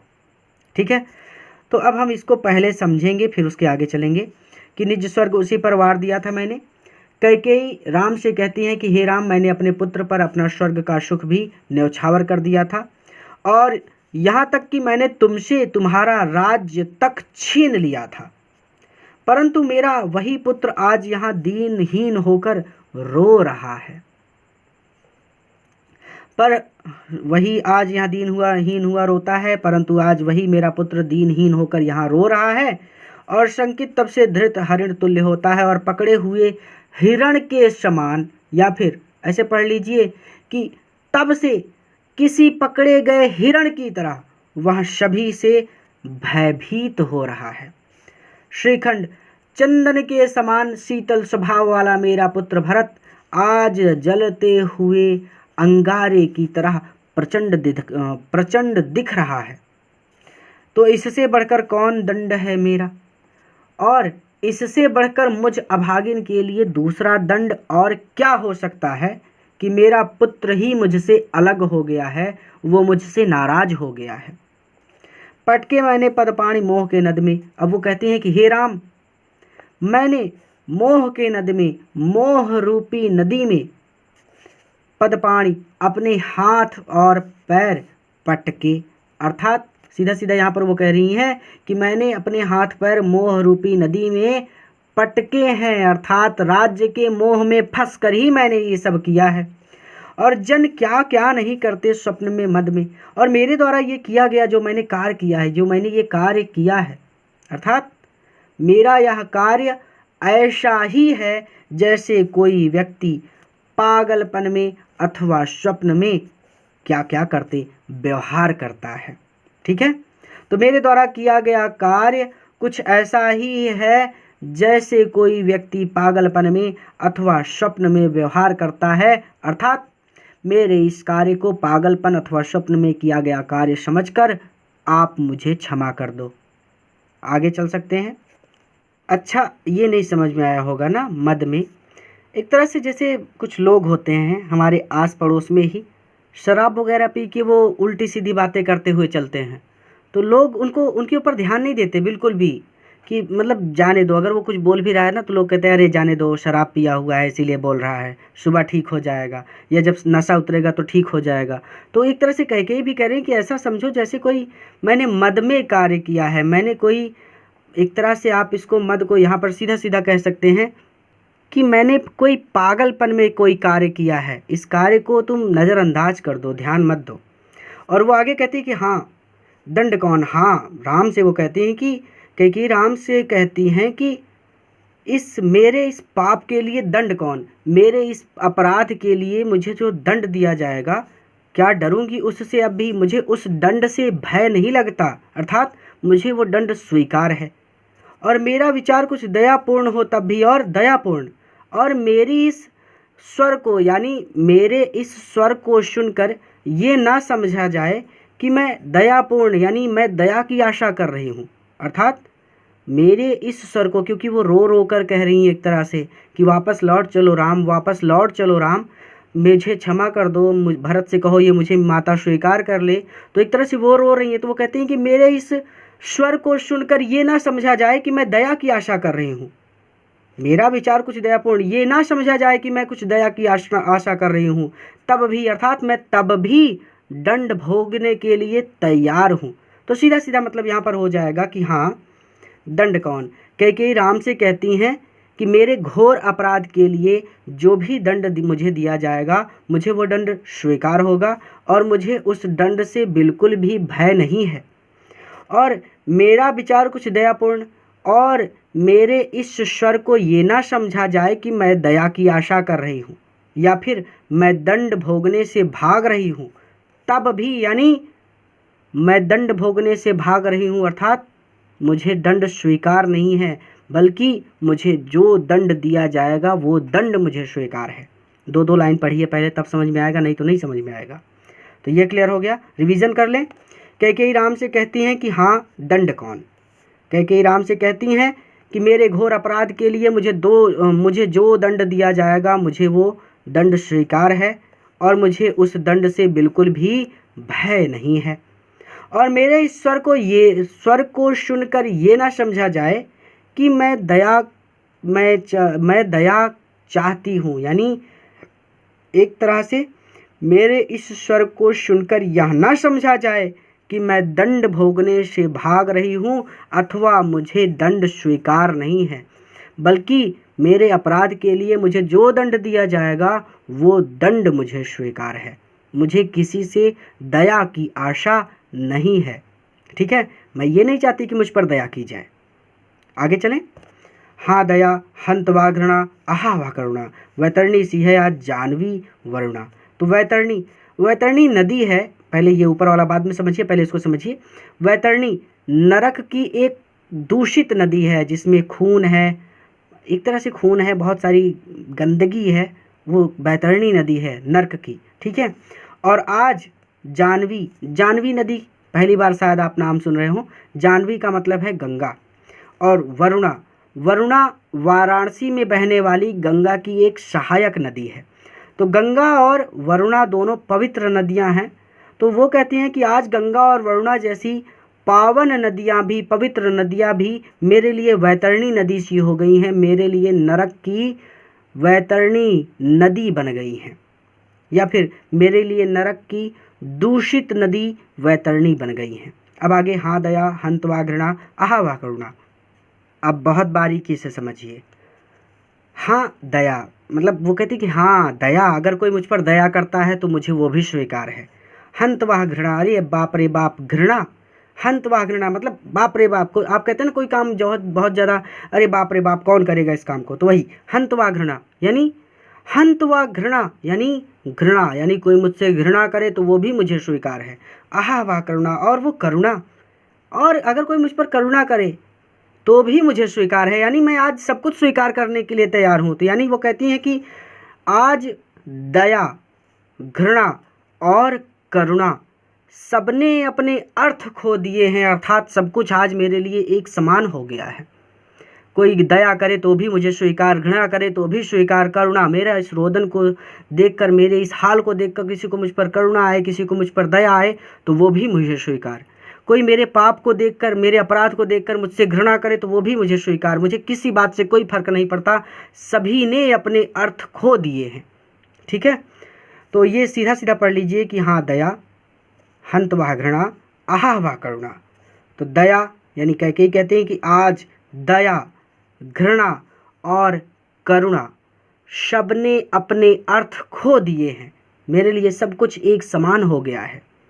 अब वैतरणी सी है आज जानवी गंगा और जानवी वरुणा, और आज मेरे लिए गंगा और वरुणा जैसी पवित्र नदियां भी नरक की दूषित वैतरणी नदी बन गई हैं। आगे चलें, दो दो लाइन पढ़ाऊंगा तभी समझ में आएगा, नहीं तो दिक्कत होगी। शाह शक्ति हूँ चिर नरक सुने सुविचारी। सुविचारी जो हैं यहाँ पर, सुविचारी मतलब अच्छे विचार वाले। ठीक है, तो मैं सभी सज्जन लोगों से कहती हूँ, सज्जन मतलब जो सुविचारी होते हैं वो सज्जन होते हैं, तो मैं सभी सज्जन लोगों से कहती हूँ कि सह सकती हूँ, मैं सह सकती हूँ, मैं सहन कर सकती हूँ चिर नरक। चिर मतलब लंबे समय तक, एक लंबी अवधि तक नरक, नरक का दुख। तो सुने सुविचारी, सभी सज्जन लोग ये सुने, या फिर कैकेयी कहती हैं कि मैं सभी सज्जन लोगों से कहती हूँ कि मैं लंबी अवधि तक नरक का दुख सहन कर सकती हूँ, नरक का दुख भोग सकती हूँ। पर मुझे स्वर्ग की दया, परंतु स्वर्ग की दया, किंतु स्वर्ग पाने की याचना का भार दंड से भारी, का भार दंड से भारी है, अर्थात मुझसे सहा नहीं जाएगा। महान लोग जो होते हैं ना, वो जो करते हैं उसी का फल प्राप्त करते हैं, किसी की दया के वो पात्र नहीं बनते। अगर उस व्यक्ति ने, जो महान व्यक्ति है, अगर कोई अच्छा काम किया है तो उसके बदले में जो फल मिलेगा वो उसे लेकर संतुष्ट हो जाएगा। वो नहीं चाहेगा कि उसे उसके बदले में बड़ा बड़ा महल मिल जाए, बड़ी लंबी लंबी मोटर गाड़ियाँ मिल जाएं। नहीं, वो फिर से मेहनत करेगा, बड़ा महल कमाएगा, फिर से मेहनत करेगा, बड़ी कार कमाएगा, फिर से मेहनत करेगा, पूरा साम्राज्य बनाएगा, लेकिन दया का पात्र नहीं बनेगा।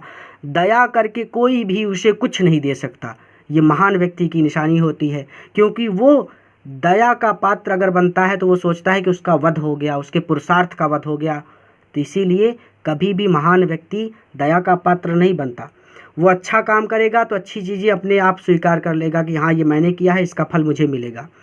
बुरा काम करेगा तो बुरे काम को भी स्वीकार कर लेगा कि हाँ इस बुरे काम को मैंने किया है और इस बुरे काम का फल मुझे मिलेगा। वो किसी के सामने हाथ जोड़कर प्रार्थना नहीं करेगा कि मुझे क्षमा कर दीजिए, मुझसे गलती हो गई। ये महान व्यक्ति की निशानी है। वो अपमान समझता है अपना, कि अगर मैंने दया की भीख मांगी तो ये मेरा अपमान है, मेरे पुरुषार्थ का अपमान है, मेरे कार्य का अपमान है और मेरा अपमान है। इसीलिए यहाँ पर देखिए कैकेयी कहती हैं कि जो दया करके मुझे स्वर्ग दिया जाएगा वो मेरे लिए दंड से भी भारी है, दंड से बढ़कर है। इससे अच्छा तो मैं दंड भोग लूँ, लेकिन मैं किसी से दया की अपेक्षा नहीं करती। सुने सुविचारी, कैकेयी कहती है कि मैं सभी सज्जन लोगों से कहती हूँ कि मैं लंबी अवधि तक नरक का दुख सहन कर सकती हूँ, पर मुझे स्वर्ग की दया, पर स्वर्ग पाने की याचना का भार दंड से भारी मुझसे सहा नहीं जाएगा। ठीक है, क्योंकि वहाँ नरक की पीड़ा से कहीं बढ़कर है। मैं ज़िंदगी भर ग्लानि में जीऊँगी कि मुझे दया करके लोगों ने मुझे स्वर्ग में भेजा, नहीं तो मुझे नरक में जाना था। ठीक है, तो वो दंड से भारी है, क्योंकि वह नरक की पीड़ा से कहीं ज़्यादा भारी है, इसीलिए स्वर्ग पाने की याचना का भार मुझसे नहीं सहा जाएगा। ठीक है। तो एक तरह से याचना मतलब अनुरोध करना कि मुझे स्वर्ग में भेज दीजिए, प्लीज़ मुझे स्वर्ग में भेज दीजिए, मैं नरक में नहीं रह पाऊंगी, याचना। ठीक है, तो याचना करना, प्रार्थना करना एक तरह से। ठीक है, तो अब ये हो जाएगा सुने सुविचारी। मैं सभी सज्जन लोगों से कहती हूँ कि मैं लंबी अवधि तक नरक का दुख सहन कर सकती हूँ, किंतु स्वर्ग पाने की याचना का भार मुझसे नहीं सहा जा सकेगा, क्योंकि वो नरक की पीड़ा से कहीं बढ़कर है।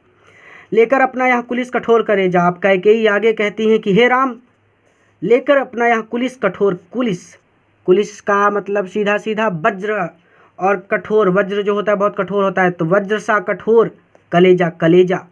तो अपने कलेजे को, अपने हृदय को वज्र सा कठोर लेकर, यानी वज्र सा कठोर बनाकर मैंने इसके लिए, अपने पुत्र के लिए, इसके मतलब भरत के लिए ही तुम्हें वन भेजा, तुम्हें वन में भेजा था। ठीक है, तो कैकेयी आगे कहती हैं कि हे राम, मैंने भरत के लिए ही अपने हृदय को वज्र के समान कठोर बनाकर तुम्हें वन में भेजा था। एक एक वर्ड क्लियर कर रहा हूँ। घर चलो और तुम घर लौट चलो इसी के लिए। अब इसी के लिए, इसी के हित के लिए तुम घर लौट चलो, ना रूठो अब यूँ, अब रूठो मत, अर्थात अब तुम रूठना छोड़ दो और घर वापस लौट चलो। फिर से समझिए तीनों लाइनों का। कैकेयी राम से कहती हैं कि हे राम, मैंने इस भरत के लिए ही अपने हृदय को वज्र सा कठोर बनाकर तुम्हें वन में भेजा था। अब तुम भरत के हित के लिए ही रूठना छोड़ो और घर लौट चलो। तो ये लिख दिया हित या भलाई। तो भरत की भलाई के लिए ही या फिर भरत के हित के लिए ही तुम रूठना छोड़ो और घर लौट चलो। क्लियर है, आगे चलेंगे। कुछ और कहूँ, अब वो कहती हैं कि अगर इसके अलावा भी मैं कुछ कहना चाहूँ तो उसे सुनेंगे सब क्यों, तो उसे भी सब लोग भला क्यों सुनेंगे, अर्थात तो मेरी कही गई बातों को भला कौन विश्वास करेगा। तो कुछ और कहूँ, मैं इसके अतिरिक्त भी अगर बहुत कुछ कहना चाहूँ भी तो उसे सुनेंगे सब क्यों, तो भला मेरे द्वारा कही गई बातों पर कौन विश्वास करेगा। मुझको यहाँ प्यारा, मुझको तो भरत प्यारा है, और इसे तुम प्यारे, और इस भरत को तुम प्यारे हो। तो इसको ऐसे पढ़ लीजिए कि मुझको यहाँ प्यारा, कैकेयी राम से कहती हैं कि हे राम, मुझको तो भरत प्रिय है और इसे तुम प्यारे, और भरत को तुम प्रिय हो, मेरे दुगने प्रिय, और इसीलिए तुम दुगने प्रिय हो, अर्थात मेरे पुत्र को भी तुम प्रिय हो और मुझे भी प्रिय हो। तो कुल मिलाकर दो हो गए ना, इसीलिए तुम मेरे दुगने प्रिय हो, या फिर इसीलिए तुम मुझे दुगने प्रिय हो। और रहो न मुझसे न्यारे, और तुम मुझसे अलग ना रहो। वो समझा रहे हैं कि मैं तुमसे दोगुना प्रेम करती हूँ, दोगुने प्रिय हो तुम मुझे, और इसीलिए तुम मुझसे न्यारे मत रहो, मुझसे अलग ना रहो। मैं इसे ना जानूं किंतु जानते हो तुम। अब वो कहती हैं कि मैं इसे ना जानूं, इसे मतलब भरत को। तो ये सत्य है कि मैं भरत को ना जानूं, कि मैं भरत को अब तक ना पहचान सकी, किंतु जानते हो तुम, किंतु तुम तो इसे अच्छी तरह से जानते हो और इससे प्रेम भी करते हो। ठीक है, अपने से पहले इसे मानते हो तुम अपने आप से पहले इसे मानते हो, अर्थात तुम इसे स्वयं से बढ़कर प्रेम करते हो। तुम भ्राताओं का प्रेम परस्पर जैसा, यदि वह सब पर यो प्रकट हुआ वैसा। अब देखिए ध्यान से समझिए, पहले ऊपर समझ लीजिए फिर आगे आइए। ठीक है, तो मुझको यहाँ प्यारा और इसे तुम प्यारे। तो कैकेयी राम से कहती हैं कि हे पुत्र या फिर हे राम, मुझे भरत प्रिय है और भरत को तुम प्रिय हो, इसीलिए तुम मुझे दोगुने प्रिय हो, अर्थात इसीलिए मेरे लिए तुम दोगुने प्रिय हो। ना रहो मुझसे न्यारे, इस कारण तुम मुझसे अलग ना रहो। मैं इसे ना जानूं, ये सत्य है कि मैं भरत को अब तक ना पहचान सकी, किंतु जानते हो तुम, परंतु तुम तो इसे अच्छी तरह से जानते हो, अपने से पहले इसे मानते हो तुम, और तुम इसे स्वयं से बढ़कर प्रेम करते हो। अब आगे समझिए, तुम भ्राताओं का, तुम भाइयों का प्रेम परस्पर जैसा, यानी तुम दोनों भाइयों का आपसी प्रेम कैसा है यदि वह सब पर, वो सभा में उपस्थित सभी पर यों प्रकट हुआ है वैसा वो सब देख सकते हैं, अर्थात आज सभा में उपस्थित सभी लोग वो देख सकते हैं। ठीक है, तो तुम दोनों भाइयों का परस्पर प्रेम कैसा है, यानी तुम दोनों भाइयों का आपसी प्रेम कैसा है, ये सभा में उपस्थित सभी लोगों के सामने प्रकट हो रहा है, अर्थात सभा में उपस्थित सभी लोग इसे देख सकते हैं, इस बात को जान सकते हैं कि तुम दोनों का प्रेम बहुत मजबूत है, आपसी प्रेम बहुत अच्छा है। ठीक है, तुम दोनों भाइयों के प्रेम में कोई दोष नहीं है। और आज भी लोग भरत और राम के प्रेम की एक तरह से परिभाषा देते हैं, उदाहरण देते हैं कि वैसा प्रेम तो आज तक हुआ ही नहीं। भगवान राम ने हनुमान जी से कहा था कि तुम मुझे भरत के समान प्रिय हो, यानी यहाँ पर एक तरह से आप समझिए कि भरत भगवान श्री राम को बहुत प्रिय हैं। और ये चीज़ कैकेयी कह रही हैं कि तुम भ्राताओं का प्रेम परस्पर जैसा, तुम दोनों भाइयों के आपसी प्रेम को आज सभा में उपस्थित सभी लोग देख रहे हैं। ठीक है, ये प्रकट हो रहा है, सभा में उपस्थित सभी लोगों के सामने प्रकट हो रहा है। तो आप इसको ऐसे पढ़ लीजिएगा, तुम भ्राताओं का प्रेम परस्पर जैसा, तुम दोनों भाइयों के आपसी प्रेम को आज सभा में उपस्थित सभी लोग देख सकते हैं। तो पाप दोष, तो पाप दोष, अब वो कहती हैं कि पाप और दोष, और आज मेरे पाप का दोष भी पुण्य दोष है, मेरा पुण्य दोष हो गया, यानी मेरे पाप का दोष भी पुण्य के संतोष में बदल गया है या फिर परिणत हो गया है। अब ये नहीं समझ में आया, तो पाप दोष कैकेयी कहते हैं कि तो अर्थात तुम दोनों भाइयों का जो प्रेम मैं देख रही हूँ, अगर ये सच है, यानी जैसा प्रेम तुम दोनों भाइयों के बीच में है, अगर ये सच है तो पाप दोष, तो मेरे द्वारा किया गया जो पाप है उसका दोष भी पुण्य दोष मेरे लिए पुण्य के तोष के समान है, पुण्य के संतोष के समान है। समझ में आ गया, क्लियर हो गया कि अगर तुम दोनों भाइयों के बीच जो मैं प्रेम देख रही हूँ वो सच है, तो मेरे द्वारा किए गए पाप का दोष भी मेरे लिए पुण्य दोष है, पुण्य के संतोष के समान है। मैं रहूं पंकिला, भले ही मैं पंकिला हूँ, पंकिला मतलब कीचड़ में सनी हुई हूँ। कैकेयी कहती हैं कि भले ही मैं कीचड़ के समान हूँ, पद्म कोश है मेरा, परंतु मेरा पद्म कोश है। पद्म कोश मतलब कमल का कोश। भले ही मैं कीचड़ के समान हूँ, कैकेयी कहती कि भले ही मैं कीचड़ के समान हूँ, परंतु पद्म कोश है मेरा, परंतु मुझे इस बात का संतोष है कि मैंने अपनी कोख से कमल रूपी रत्न भरत को जन्म दिया है। भाई कीचड़ में ही कमल खिलता है ना, तो पाप तो कैकेयी से हुआ, लेकिन वो देख रहे हैं कि भरत और भगवान श्री राम के बीच बहुत प्रेम जो है वो बहुत मजबूत है, बहुत अच्छा है, परस्पर प्रेम उनका बहुत अच्छा है। तो वो कहते हैं कि जो पाप हुआ मुझसे, उस पाप का दोष भी आज मेरे लिए पुण्य के संतोष के समान है। यानी कैकेयी कहती हैं कि भले ही मैं कीचड़ के समान हूँ, परंतु मुझे इस बात का संतोष है कि मेरी कोख से कमल रूपी रत्न भरत का जन्म हुआ है। आगत ज्ञानी जन, आगत मतलब आया हुआ, यानी जो आएंगे, भविष्य में जो आएंगे। ज्ञानी जन मतलब ज्ञानी लोग, भविष्य में आने वाले ज्ञानी लोग उच्च भाल ले लेकर, उच्च भाल, उच्च मतलब ऊंचा, भाल मतलब माथा, मस्तक, ठीक है, ललाट, फोरहेड, जो बोलना चाहें बोल सकते हैं। तो उच्च भाल लेकर यानी ऊंचा माथा लेकर के समझावेंगे तुमको समझाएंगे। अतुल युक्तियां देकर, अतुल का मतलब अनुपम या फिर बड़ी बड़ी, युक्तियां मतलब उपाय, बड़े बड़े उपाय करके वो तुम्हें समझाएंगे। तो सीधा सीधा कहती हैं कि भले ही भविष्य में आने वाले ज्ञानी लोग ऊंचा माथा लेकर बड़े बड़े उपाय करके तुम्हें समझाएं, मुझे समझाना नहीं आता। एक तरह से आप समझिए कि यहाँ पर एक तरह से उच्च भाल का मतलब तर्क वितर्क भी होता है।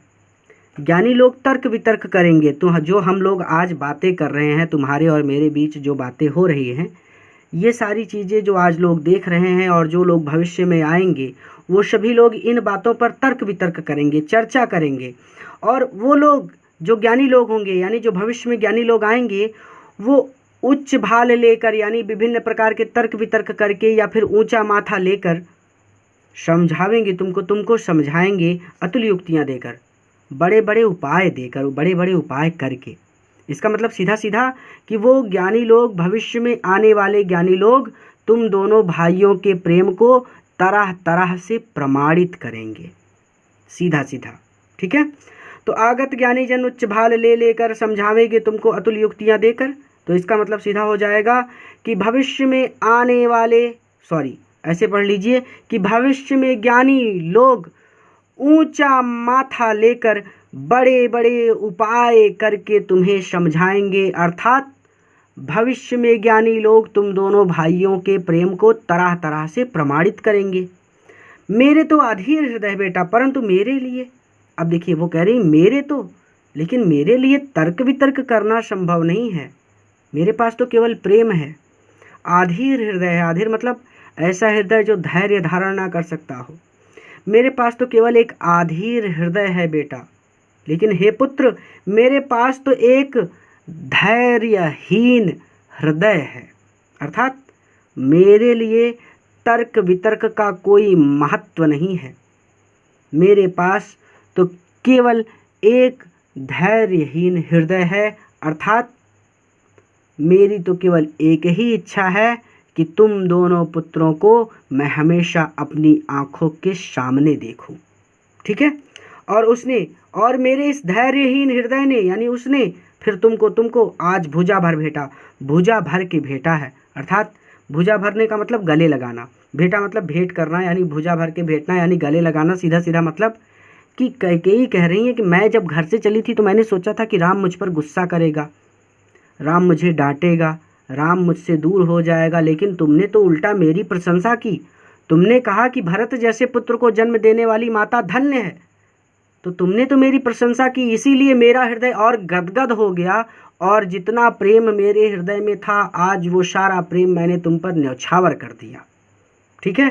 तो अब सीधा सीधा हम इसको पढ़ लेंगे कि ऊपर वाली लाइन तो हमारे लिए क्लियर हो गई कि भविष्य में ज्ञानी लोग तुम दोनों भाइयों के प्रेम को तरह तरह से प्रमाणित करेंगे। इसका सीधा सीधा मतलब यहाँ पे कि भविष्य में ज्ञानी लोग ऊंचा माथा लेकर बड़े बड़े उपाय करके तुम्हें समझाएंगे, अर्थात भविष्य में ज्ञानी लोग तुम दोनों भाइयों के प्रेम को तरह तरह से प्रमाणित करेंगे और तुम दोनों के प्रेम को श्रेष्ठ सिद्ध करेंगे। क्लियर हो गया। किंतु मेरे लिए तर्क वितर्क का कोई लाभ नहीं है। मेरे पास तो केवल प्रेम है, मेरे पास तो केवल एक आधीर हृदय है। आधीर मतलब जो धैर्य धारण न कर सके, अर्थात मेरे पास तो केवल प्रेम है, और इस धैर्यहीन माँ की केवल एक ही इच्छा है कि तुम दोनों पुत्रों को हमेशा अपनी आंखों के सामने देखूं। कभी आप स्कूल जाते हैं, आने में देर होने लगे तो मम्मी फ़ोन बजाने लगती है कि कहाँ रह गए, कोचिंग चले जाइए, दोस्तों के साथ घूमने चले जाइए, देर होने लगे फ़ोन आने लगेगा। मम्मी की हमेशा चाहती है कि आप उनकी आंखों के सामने रहें। तो वही चीज़ वो करें कि आधीर हृदय बेटा, मेरा तो हृदय आधीर है, अर्थात इस धैर्यहीन माँ की तो केवल यही इच्छा है कि वहाँ तुम दोनों पुत्रों को हमेशा अपनी आंखों के सामने देखे। और मेरे इस हृदय ने आज तुमको भुजा भर भेटा, अर्थात मेरे इस आधीर हृदय ने आज तुमसे बहुत प्रेम किया है, और अब मेरी यही विनती है कि तुम घर लौट चलो। ये लिख कर आप इसको कंप्लीट करेंगे। ये कहीं लिखा नहीं है कि तुम वापस घर लौट चलो, लेकिन यहाँ पर पूरा प्रयास यही है कि राम वापस लौट जाएं। तो अब मेरी यही विनती है कि तुम वापस घर लौट चलो। ये कहीं पर लिखा नहीं है, लेकिन आप जब ख़त्म करेंगे इसको तो ये लिखेंगे कि अब मेरी यही विनती है तुमसे कि तुम वापस लौट चलो। ठीक है। तो आगत ज्ञानी जन उच्च भाल ले लेकर समझावेंगे तुमको अतुल युक्तियाँ देकर, यानी भले ही भविष्य में ज्ञानी लोग ऊंचा माथा लेकर बड़े बड़े उपाय करके तुमको समझाएं, अर्थात भविष्य में ज्ञानी लोग तुम दोनों भाइयों के प्रेम को तरह तरह से प्रमाणित करेंगे और तुम दोनों के प्रेम को श्रेष्ठ सिद्ध करेंगे। परंतु मेरे लिए तर्क वितर्क का कोई महत्व नहीं। मेरे पास तो केवल प्रेम है, अर्थात मैं माँ हूँ और मेरे पास केवल प्रेम है, और मेरा एक आधीर हृदय है बेटा, अर्थात इस धैर्यहीन माँ की तो अब केवल एक ही इच्छा है कि तुम दोनों पुत्रों को हमेशा मैं अपनी आंखों के सम्मुख देखूं, और मेरे इस हृदय ने आज तुमसे बहुत प्रेम किया है, और मेरी तुमसे यही विनती है कि तुम वापस अयोध्या लौट चलो। यहीं पर यह चैप्टर कंप्लीट होता है। इसे अपने मित्रों के साथ ज़रूर शेयर कीजिए ताकि वो भी इससे लाभ ले सकें। पूरा वीडियो देखने के लिए धन्यवाद। बहुत मेहनत की है, तो वीडियो को ज़रूर शेयर कीजिएगा ताकि दूसरे मित्रों के भी पास ये वीडियो ज़रूर पहुँचे। चैनल को ज़रूर सब्सक्राइब करें ताकि इसी तरह से आप हमारे साथ अध्ययन कर सकें। किसी नए वीडियो लेक्चर में किसी नए चैप्टर के साथ मैं आपसे फिर से मिलूँगा। धन्यवाद।